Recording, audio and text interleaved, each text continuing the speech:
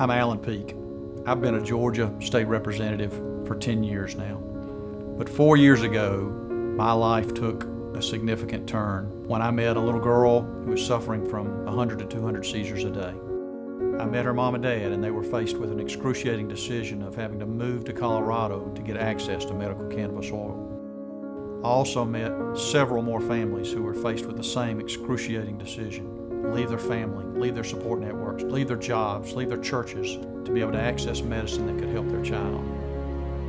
These encounters changed the trajectory of not only my political career, but the course and direction of my life. These families with sick children, but also Georgians who suffer from debilitating illnesses, deserve access to medical cannabis oil here in Georgia without the fear of being arrested, without the fear of being thrown in jail, without the fear of having their child taken away from them. We've come a long way with the passage of Haley's Hope Act.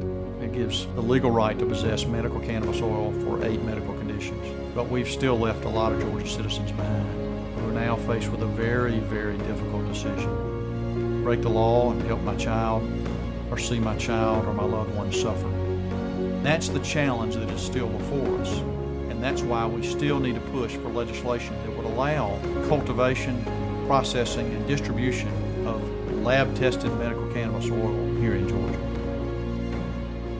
This is a story about my daughter Abby, who was diagnosed with severe autism and with self-injurious rages. Cannabis oil controls her rages, but it's impossible to find in our state. I've had to break the law to find relief for Abby, but I do it to control her behavior and allow her to function. Please support additions to the Haley's Hope law that was passed last year, so we don't have to worry about breaking the law to help our daughter. This is a story about my son, Reed, who has a very painful and rare genetic skin disease called epidermolysis bullosa.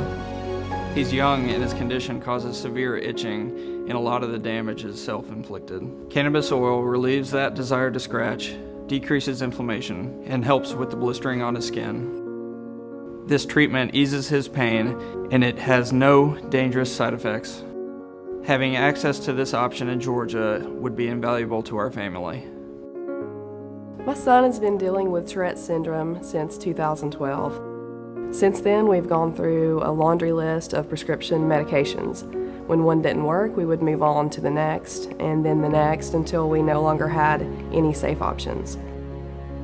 After a month of extensive research, I learned how to make cannabis oil, and in less than a month, his tics had decreased by more than 95%. So many have already seen progress around the country. Let's improve the existing law so that patients in Georgia can have safe access. This is my son Jagger. His mitochondrial disease is a life-threatening disorder, and we are asking for your help. We came a long way to pass legislation to help certain patients, but it's still illegal to manufacture in Georgia or ship from a legal state. The lack of access means serious consequences for people that rely on cannabis oil, including increased seizures, unnecessary pain, and even possibly death.